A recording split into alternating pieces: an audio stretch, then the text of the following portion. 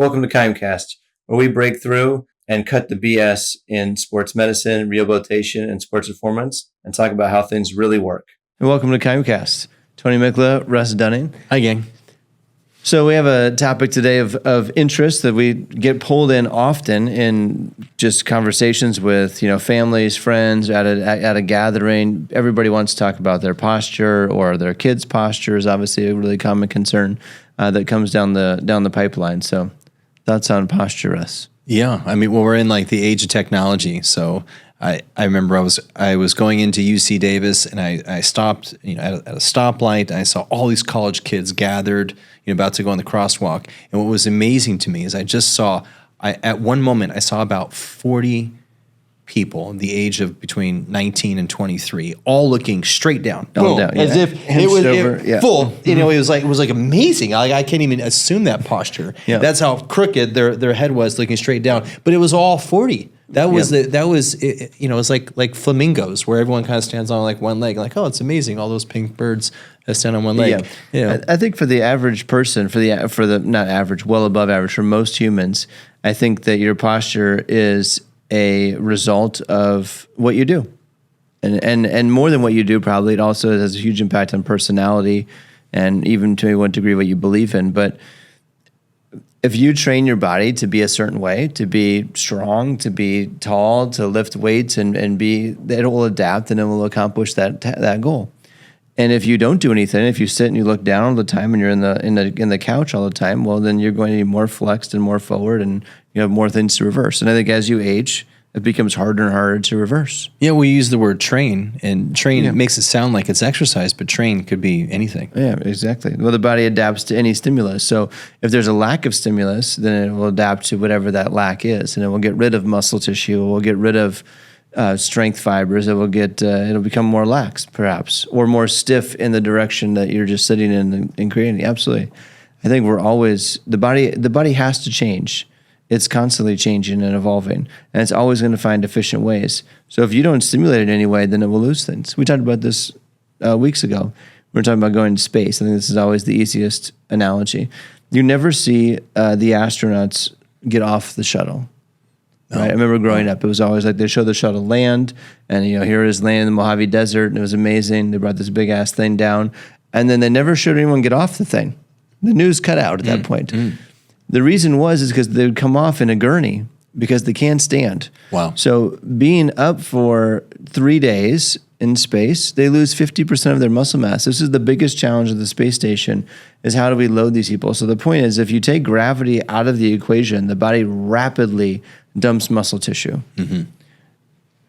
So it's the same thing if you sit all the time, or you're in a certain posture all the time, it's going to adapt to that stimulus and get better at doing that task, because that's what you're asking it to do. Yeah, I think that like quote unquote, tightness or stiffness, I like the word tone. Your body's kind of, embracing this postural tone. I think it is a blend of maybe something does get, I hate using the word tight, but we'll say it for this moment. Something can get a little tight, but it also gets weak. And I think that's been a very popular, I see this post on Instagram of, stop stretching your psoas. It's weak. Do these things and it'll open up. And I think that's probably one of the smarter trends that I've seen on social media, is this more push toward don't stretch as much as you think. Actually challenge your body with movement. And I think when I think of the word stretch, I think of, someone's got this head that's neck and the head's going straight down. Oh, we should, lie on a foam roller backwards, or lie on a peanut, or open up the neck into extension and hang out there for 3 minutes, and voila, we're fixed. Yeah. And we know it's not that simple. Yeah, no, totally. I think to build on that idea of stretching, we often identify that you're stretching the prime mover muscles. So as to be a prime mover of hip flexion, you have a stretch the hamstrings is really common. Everybody has tight hamstrings. You might stretch out your chest or your pecs. You might stretch out your calf or your gastroc Achilles. And when you're stretching these big prime mover tissues, they do have tension and they've become tight for a reason. And the reason is because the muscles below them, the deep stabilizer muscles. So you have two groups of muscles. You have muscles that stabilize the body and hold positions, and then you have muscles that move the body and create leverage and force. So if your big muscles are becoming tense or have higher tone or a little bit more tight, it's probably because the ones below aren't doing their job stabilizing things. So now you have to have this assumed tension and this is why just stretching or why just massage doesn't create lasting change. It only creates temporary relief because you just took care of a symptom. You didn't actually address the problem, which was to get stronger and build the base. Absolutely. And I think that strength, some people, you think of a tight neck is so common, and people always have this tension in the upper traps, and like, I always get tight there. So they think like, well, I'm supposed to strengthen my mid back muscles to pull the shoulder blades down. So I'm going to do some pull downs. I'm going to do some rows, and we kind of think really overly simple. When if you kind of think more deeper layer, then we think of how do you rotate? How do you control rotation? I think one of my favorite exercises for everyone with neck issues is a thoracic bridge, because it feels like a plank. It feels like a bridge. You have to stabilize and hold. And most often not, people cramp up in that position. Yeah. And I'd say for every person that has a poor posture during their day, their waking hours, if you assume a seated position or a hunched over position, or you're doing some activity that's really, it's not healthy for you, doesn't look like good movement, then our job as PTs is to get you in a position where you want to cramp, because that is a teaching lesson of, I'm not very good. My muscles get confused right here. Exactly. It's not used to it. So it cramps up. And I think that's kind of a secret. If then you're finding that position that's difficult from that standpoint. Yeah. Position of challenge, right? So if you're challenged doing a certain movement and that movement is within the norm of things you want to do, then that's a problem. That means your body's adapted away from doing that. It's chosen an easier path. So by challenging it, you're going to make it adapt more that direction. You need to stimulate it often enough to make that change, which brings up another question as to how long do you have to do something? And this is a difficult one. It's tough to say there's an exact number, but I think there's interesting evidence out there that if you sit for 6+ hours a day, doing 1 hour of exercise is not enough to counter that behavior. So much against what we all want to believe, like, okay, hey, we sit and we can do work for 6-8 hours a day, and I'm going to exercise 1 hour a day or an hour 3 times a week, and it's going to offset that problem. The research is very, very strong that that's not going to happen. That's not how it works. Yeah, that'd be a pipe dream. I think, the majority of people experience severe back pain in their life. The majority of people have a fair amount of degeneration, arthritis set in, unfortunately, way earlier than we ever talk about. And you have to look at our industrial society and how much is to blame. And then for all those people that are kind of stuck, like, well, I can't change my job now. I'm doing this thing. Well, what do you do? What is the solution for these people? Yeah, so there's one of the biggest things we're missing as a culture, especially in the United States here, is the time that we spend upright, walking, moving. So you certainly, exercise is effective, and doing like an hour of exercise of strength training is a good, effective method. But what we're really lacking in this country is like the regular walking or the regular standing. So the great cardiovascular doctor was speaking about this at a conference a couple years ago. I've seen a lot of great stuff on this, but the idea is that we need to probably be upright walking, moving 4 hours or so plus a day. In addition to the exercise and in addition to just normal life that you were doing before. So let's say right now you're getting maybe 2 hours a day. You're up cooking, walking to the car and back, etc. But that's already there. You need an additional like 4 hours of just walking upright. And this is kind of where the standing desk has like gained a lot of momentum, is that you can stand at the desk, you get vertical. That's helpful. That does answer that problem. It doesn't get you the cardiovascular benefits that we would get from actually walking. So you can see like society-wise, the way our society is designed and built is around go to work, drive your car there, drive your car home, get something to eat, and nowadays just, have DoorDash bring it to you or go through the drive-thru so you don't have to walk to get it. So you're just sitting almost all of the time. Yeah. It's so bad. I mean, I'd like to zoom out a touch, and it won't take too many connection points to zoom out.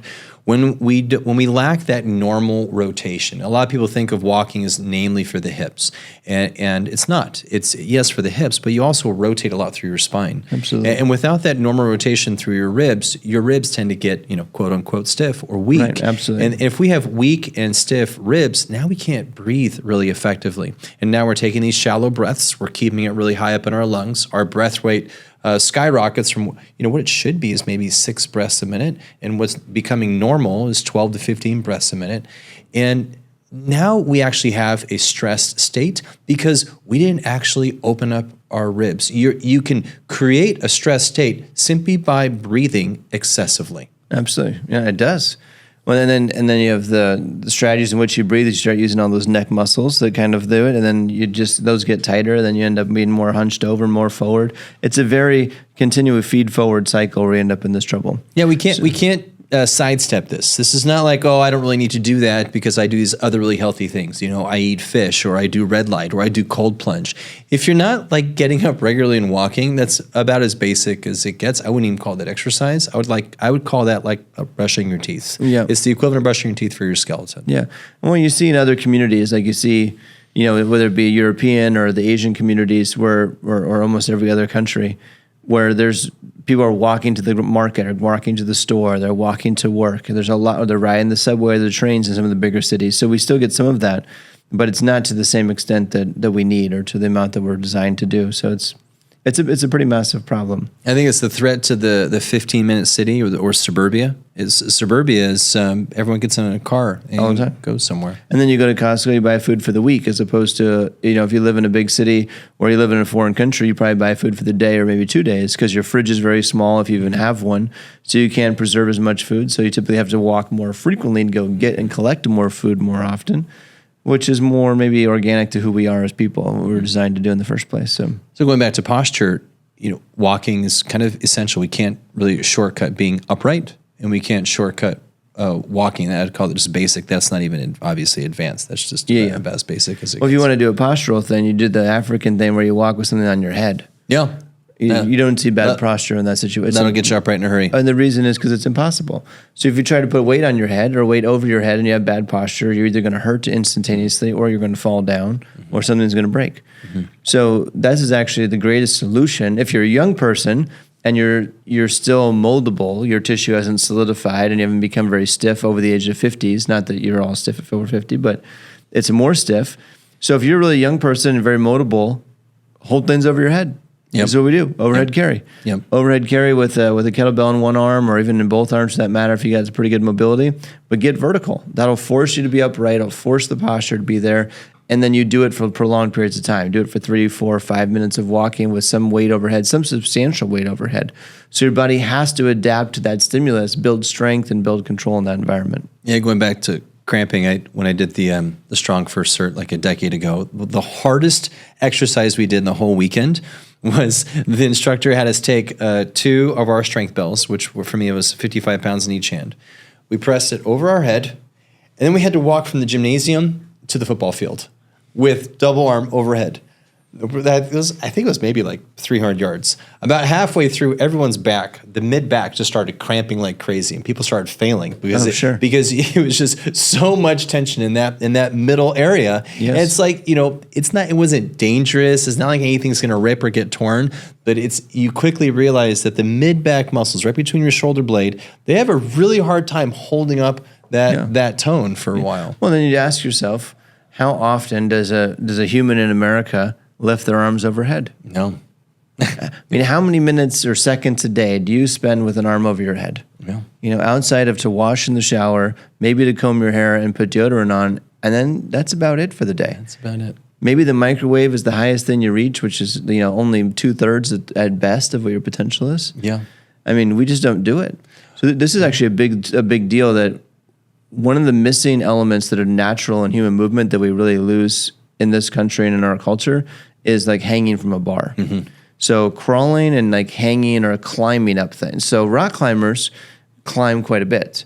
And so they have a lot of overhead activity and a lot of motion. And that's the one group that usually trains this area quite well. But nobody else is really hanging from something very often, whether it be a pull-up bar or something overhead in that way.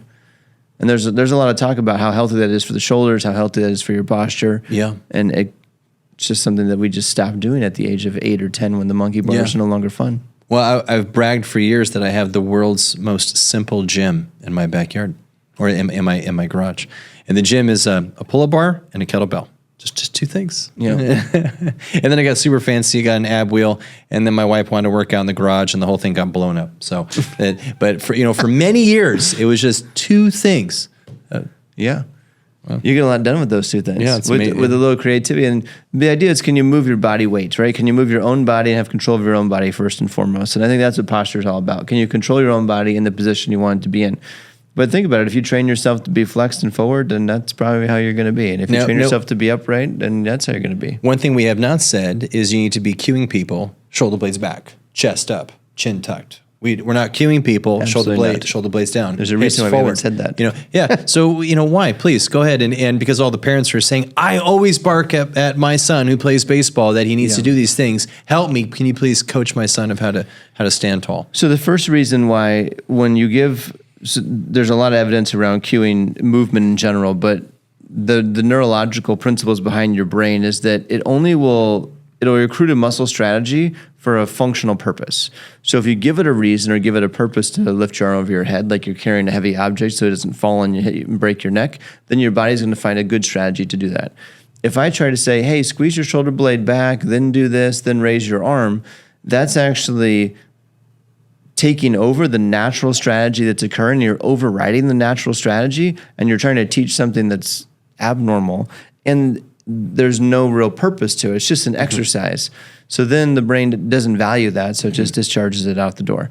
So you have to do things that are valuable for the brain for it to be meaningful. So authentic and valuable is really important. So giving a cue to say, do this movement, squeeze your shoulder blades back, rotate this way, squeeze this muscle, that's very outside of the normal synergy that happens. And we've seen it in research over and over again. It can actually decrease performance. And this is true for you guys that are doing personal training or anything. If someone says, hey, tighten your quad, or hey, grip something stronger, pull your shoulder blades back, stand up tall. These things are called what we call internal cues, where we're cueing the body to do something internally and do this internal contraction, internal movement, and those are actually been shown to decrease performance long term. Versus a cue to say, if you want someone to have their shoulder blades be back, you just give them a weight over their head and then it would naturally happen. Yeah. Right? Or you would have them go into a handstand position. Would also be a situation where naturally that movement would have to occur, and then therefore we get it. And we're doing this right now. We have a girl we're training right now. She's a softball player. She had her labrum surgery. She's coming back from that. And she's got a little bit of scapular winging.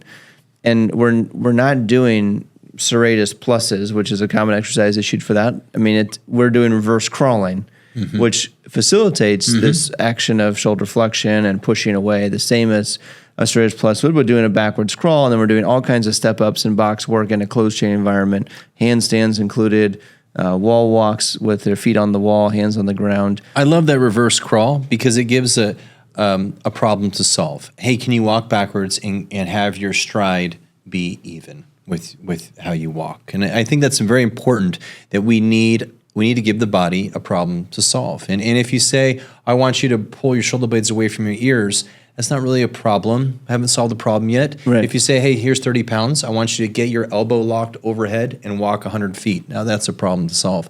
And if you give me the right problem, perhaps it's very difficult and it's maybe I don't last all 100 feet.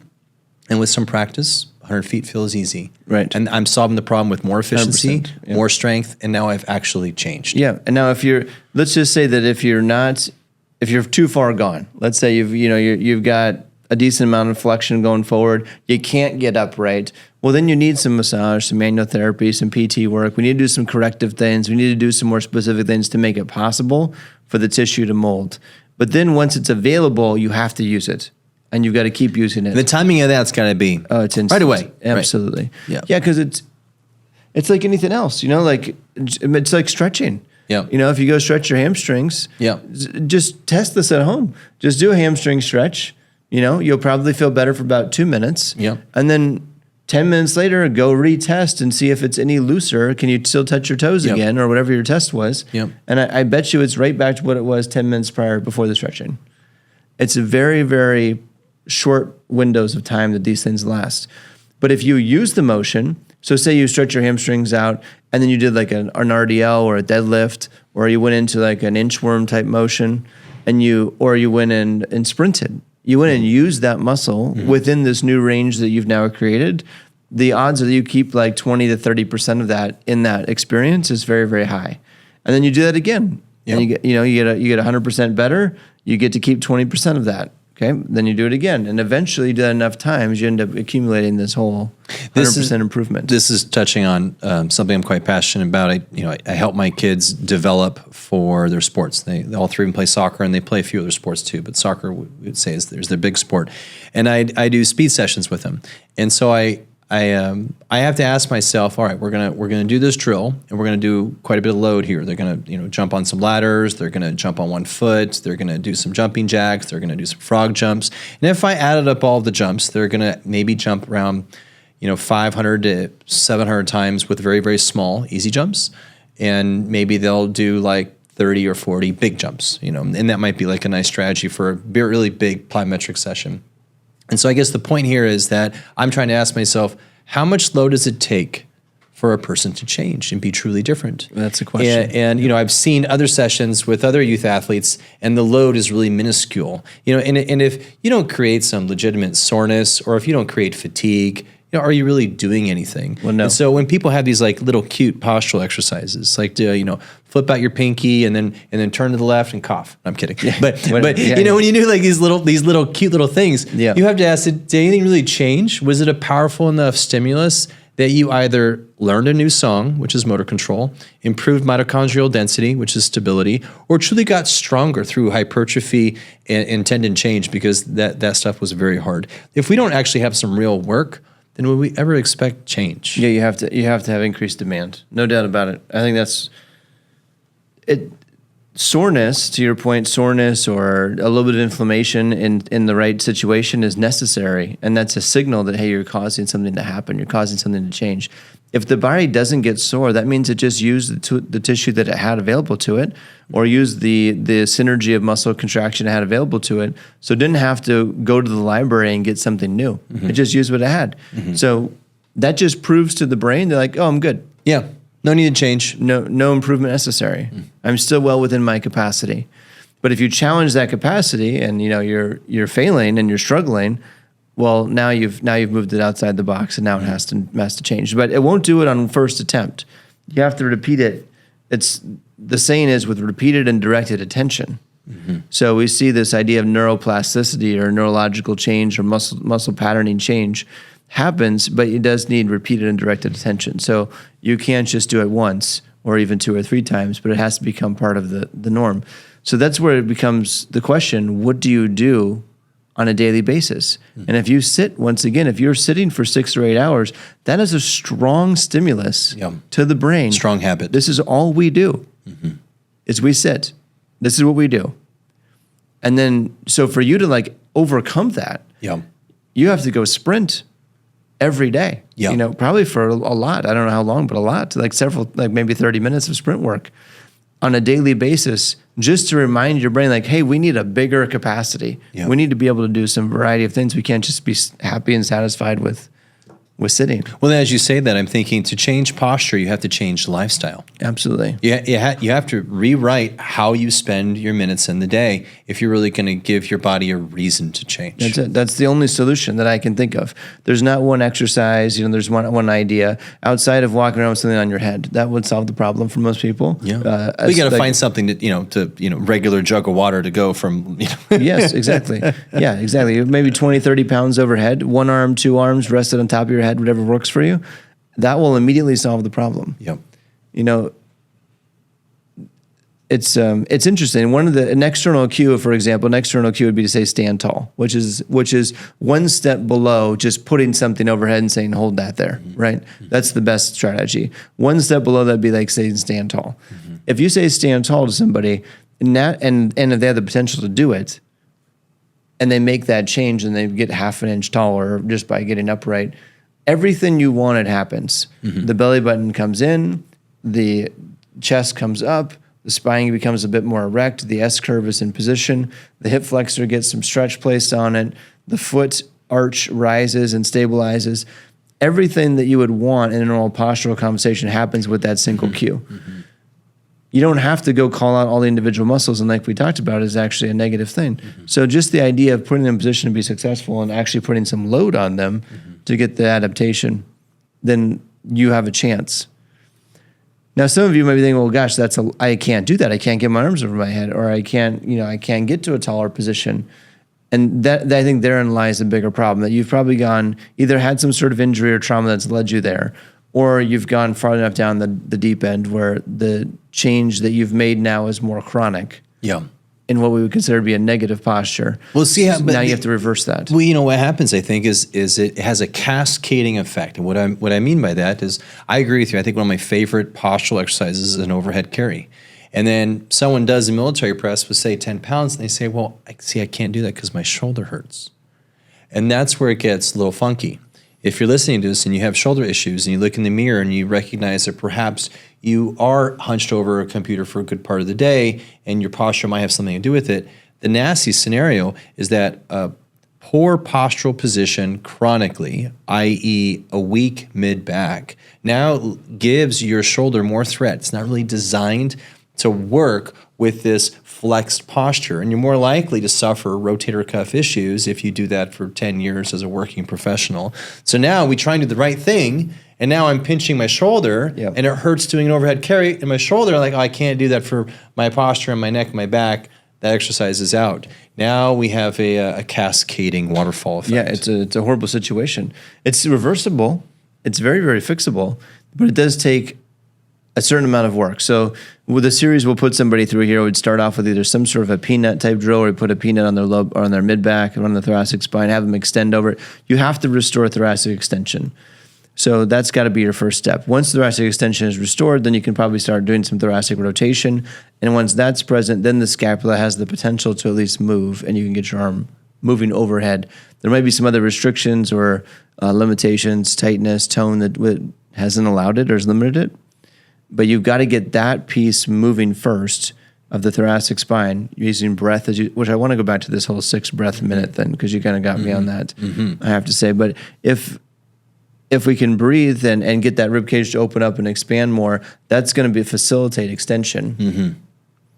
And in that process, we're starting to move in the right direction. Now you've got to then use it. So you've got to either put something on your shoulder at the very least, or something overhead to kind of encourage that use.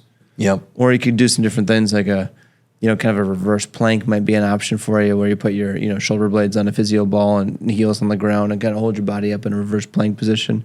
Things of that nature, where you're trying to get to the position you want to be in. Yeah, as you talk, what's so funny about this is, if we didn't have any technology and we never had an office, and all we had to do was garden and then protect our village through combat and then hunt. Yeah. If we live life in this way, we'd really have no reason. Exactly. We would be out of a job completely. 100%. But now we actually have to be quite creative from an exercise standpoint to recreate all the things that involve, farming and hunting and combat and life outside of, what we think of life right now. So we have to be so freaking smart with how we help the body recover from this madness of sitting for too long, like students do every day. Yeah.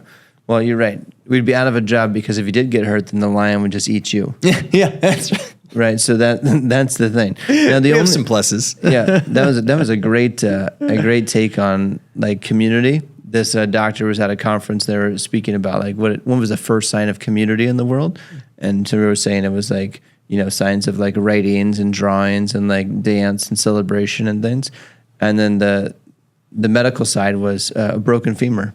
Oh. A healed broken femur. So if you actually saw a broken femur that got to be healed, someone had to save that person, because otherwise they would have been killed for sure. They would have died because they can't walk. So to actually see a femur be healed, that means someone took care of that person for 8 weeks to get to the point that the bone was actually healed. Then they could go back to taking care of themselves. So the only reason we have a job in today's day and age is because of cartilage and tendons. Yeah. Muscles heal themselves quite well. Bones heal themselves quite well.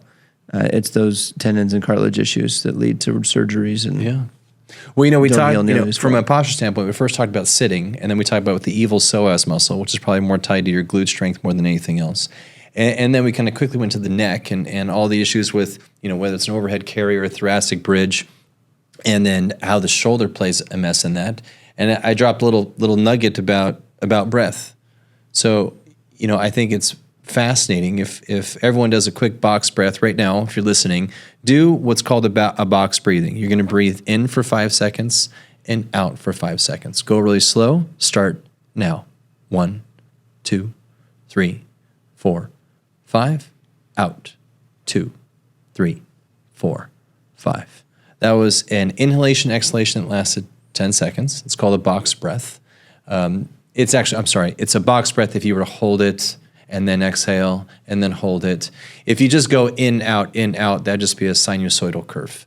But that's a 10-second breath. So if you did that for a minute, that'd be 6 breaths a minute. And if you did that, I bet you rotate beautifully through your spine. And your stress level might drop significantly as well. Isn't that cortisol levels change significantly? It's all tied together. We're talking mental health and posture. Who knew? Yeah, well, it is. Well, there's something more on that. But I think that you're right about this breath. The psoas, actually, the fibers are going to tie right into the diaphragm, into the pelvic floor, so it's very well tied into breathing.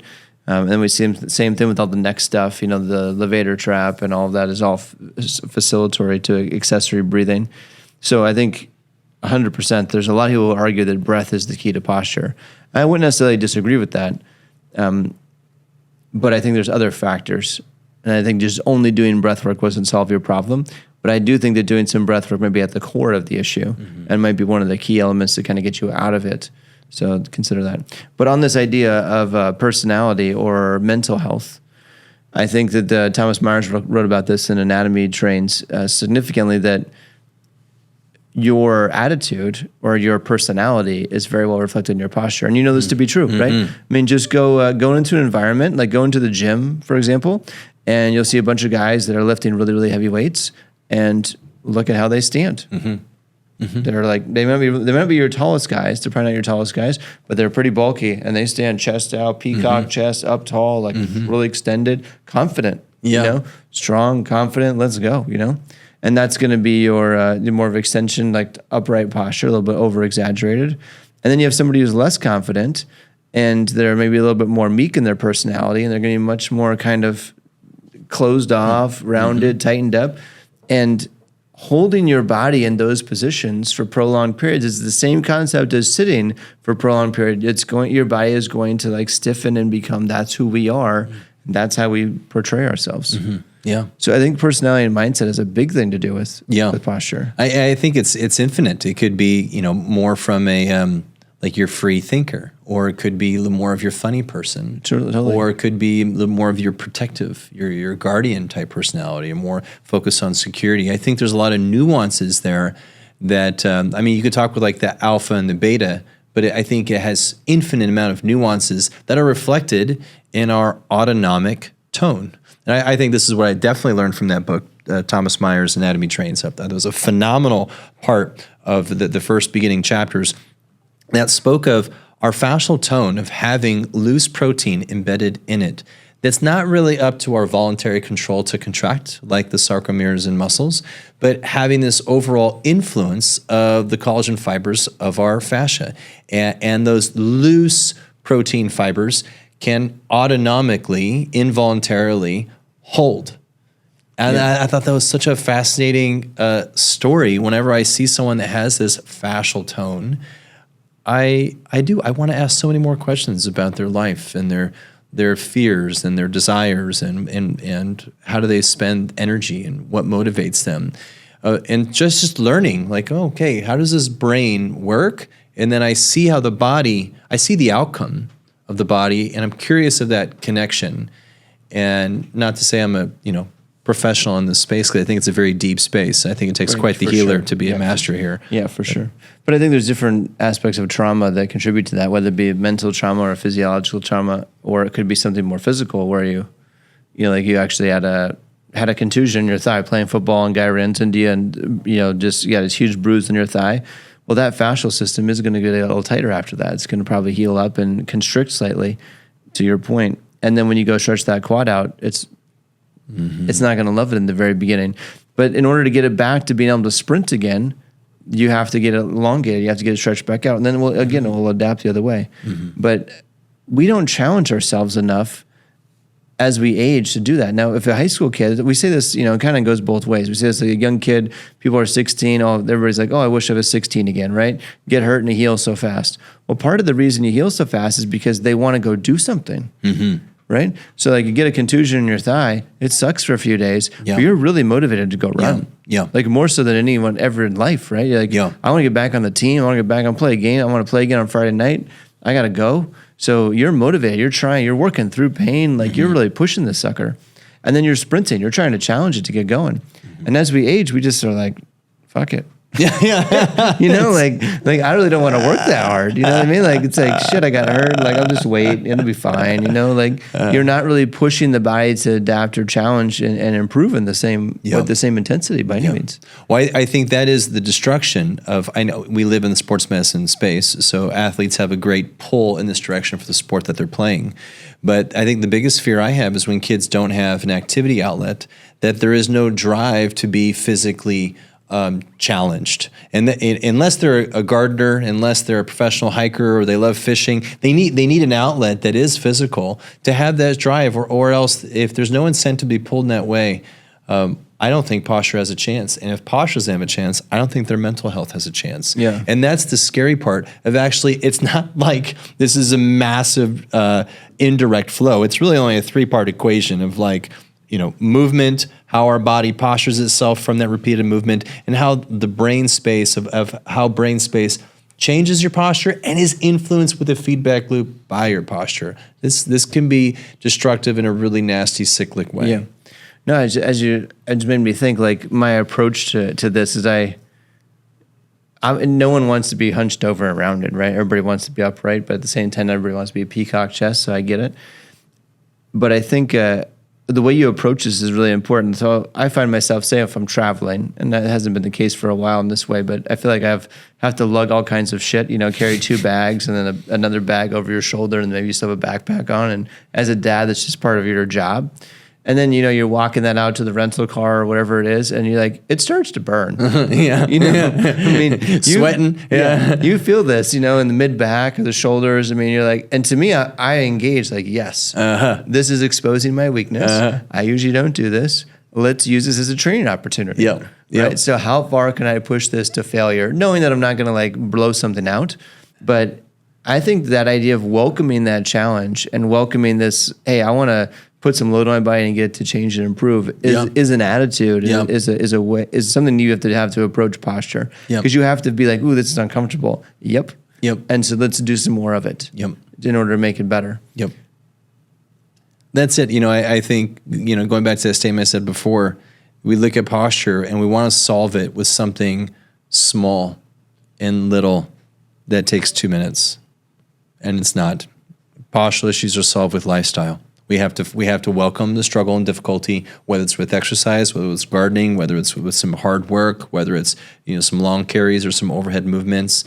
Some people, they find their path into yoga and Pilates in this, and I think those are fine outlets. Some people go more toward strength training. I think that's another fine outlet.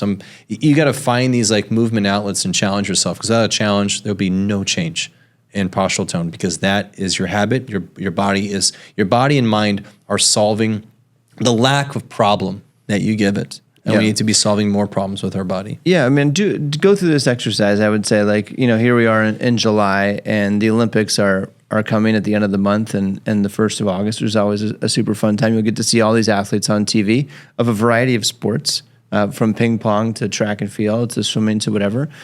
And look at their bodies. Look how they're shaped. Look at their design. Look at their postures. And I would be really, really surprised if you found anyone that you would say has bad posture. The swimmers probably have the most dramatically different posture than maybe the track athletes or some of the basketball guys or some different athletes you might see. And that's because they do so much more pulling, like we were talking about earlier. Like they actually are an athlete who could do a ton more pull-ups, because to swim through the water, you have to pull down on the water, which is like a lat pull down. So their lat development and their back development is tremendous, because they're fighting in a different gravitational force than most other athletes are fighting. So they have an adaptation as a result of that, and they end up being more rounded, slightly forward, because the lats are so much more developed. But my point is, look at these guys, and most people would say that these athletes are healthy, that these are probably the healthiest versions of themselves. They're eating well, they're training well, their body fat's super low, their mental acuity is high. These things that we think are health, I think is really demonstrated probably by an Olympian better than most.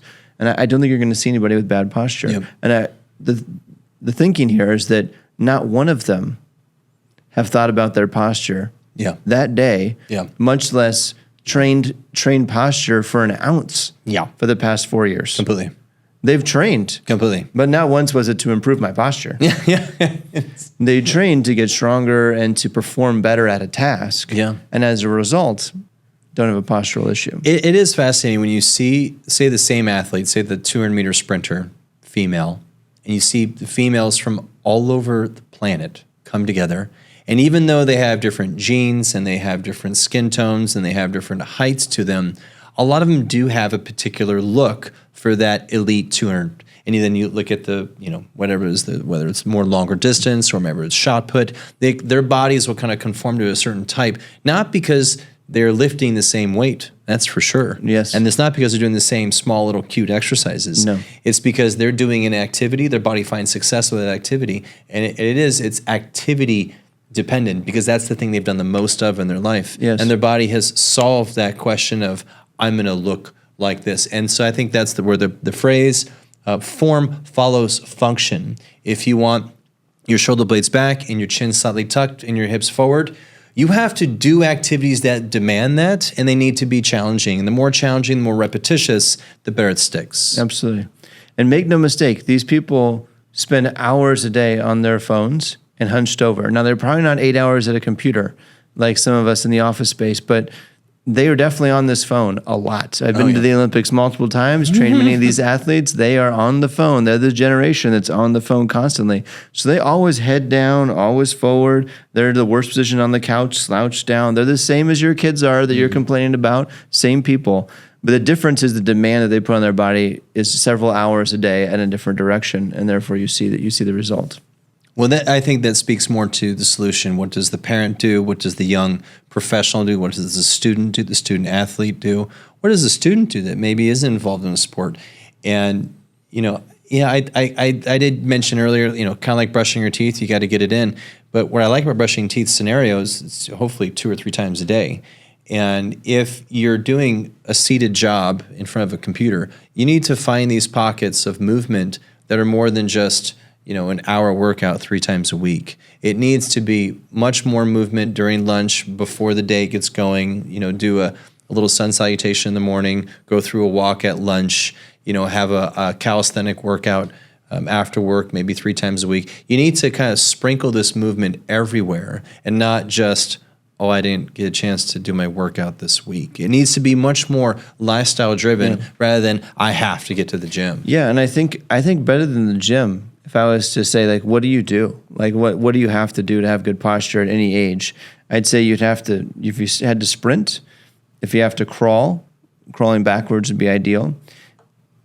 You have to hang from something, so hang from a bar, 2 hands on a bar and hang there. If you did, and then you have to carry something overhead. If you did those 4 things, sprint, crawl, hang, and carried overhead, I don't think you could possibly have a bad posture. Yeah. I think you've solved the problem. Some of the mistakes that we make in thinking we're doing the right thing is like people think they go to the gym, that's because they went to the gym and lifted some weights, it's enough, but it's not. Mm-hmm. You really have to push yourself into positions of full extension or extreme, which you're usually not into. It's going to be very uncomfortable because you're not used to doing it on a regular basis. Or if you say, well, I went out for a run today. I just said you had to sprint. Those are 2 very different things. Because you can run leaning forward and kind of half-ass the jog, but that's not what I'm talking about. I'm talking about sprinting, where you really have to throw your arm back behind you, get full hip extension. You really have to make the trunk rotate like you were talking about before with walking. Those forces start to become dramatic. I mean, look at these athletes. Like, if you want to have some comparison, I'll tell you right now, if you look at, like Russ mentioned, the sprinters, the 100 and 200 meter people, they have huge glute development, huge thighs. They're very, very muscular people. They're not big gym people. No. They don't go to the gym and lift super heavy weights all the time. That's not why they look like that. No. They look like that because they sprint. Yep. And then they eat well and they have good genetics and those factors. But they're set up to design to do that activity very, very well because that's the activity they're practicing. It's very interesting. Versus you look at the 1,600 meter runners, the 1 mile runners and above, they're shaped very, very differently. Yeah. Also very lean, also very strong, but much smaller skeleton, much less bulk. Yep. Because the energy system they're using is specific to the activity they're doing. So track is one of the greatest sports for this reason. You can look at an athlete and almost identify what event they do. Yep. Are you a sprinter? Yep. Are you a distance runner? Or are you a thrower? And discus and shot put are very, very different because the sport at elevated levels is very different. Yep. The shot putter has much more mass because mass and force equate to the distance, whereas discus is much more of like throwing a frisbee, so you need rotational velocity. So you usually look more like a basketball player.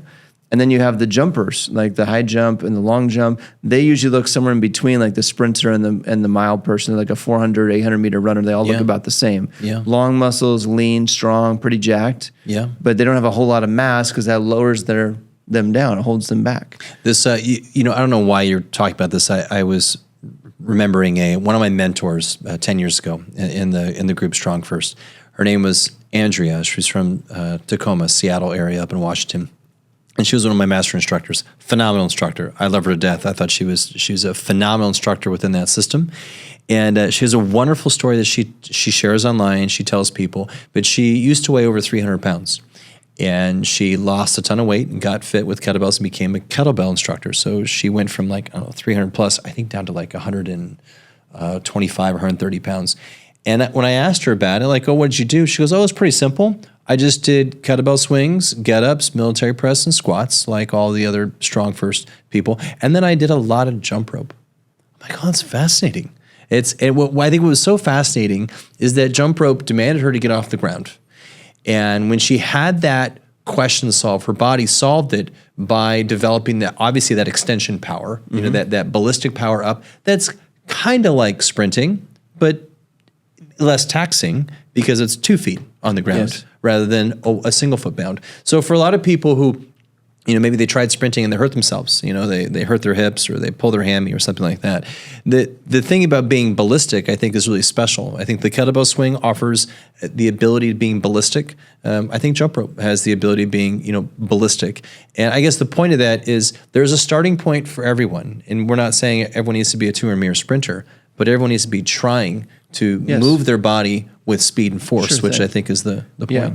Well, I don't know if you got to saying it there, but I think there's an interesting thing. I don't know if we can put our finger on it, but because you said she had to get off the ground and she was weighing 300 pounds, reducing mass was a strategy that the brain found. Yeah. Right? Yeah. And I think this is very, very true, that you'll see that if you demand the body to do things and holding on to mass or additional body weight is not ideal, it will change the strategy. Yeah. It's storing body right now. It's storing body fat or body weight right now as a fuel.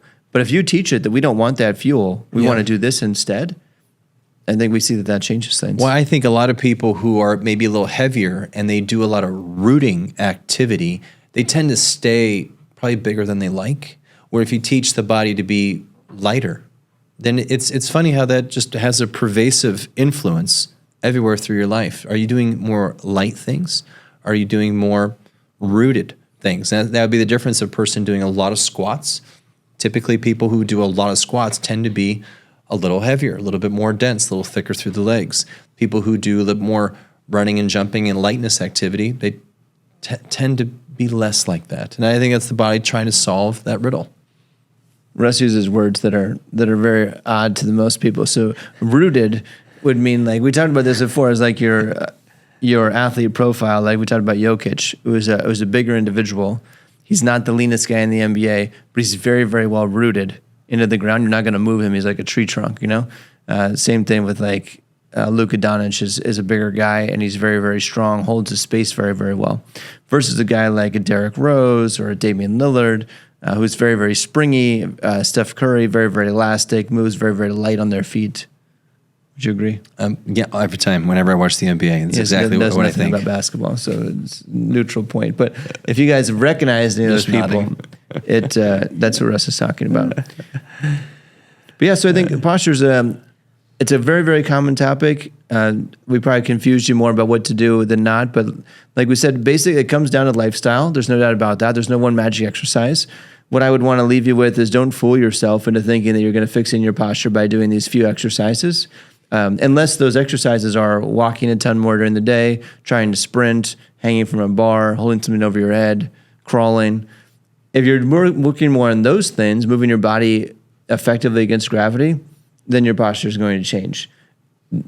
The amount it changes is going to be dependent on how much stimulus you give it. It's that simple. And if you challenge yourself safely, you give yourself something that you can't quite do very well, and over the course of 2 or 4 weeks, you get better at it, you're changing. That's, you should be able to conquer a task and do it better and more efficiently and with better strength. And when that happens, your posture's changing. But if you feel backwards and you feel that like hump at your C7, T1 starting to grow because you're getting a little older, just a pretty funny thing to talk about at parties. And like, oh, what is that? Nobody wants that one. Yeah, it's just like a new body part. Did like my spine just start growing? That's just a sign that we need to move more. Yes. That's 50 years in the making, and we need to reverse that. And you might need some manual therapies and some treatment to get over that hump and move in the right direction. And then you have to stimulate your body with something greater. Absolutely. Yeah. Cool. All right. Thanks for listening to KIMEcast. If you have something to put in on the conversation, hit us with a message, a question on here. But thanks for listening. Thanks for watching. See you next time.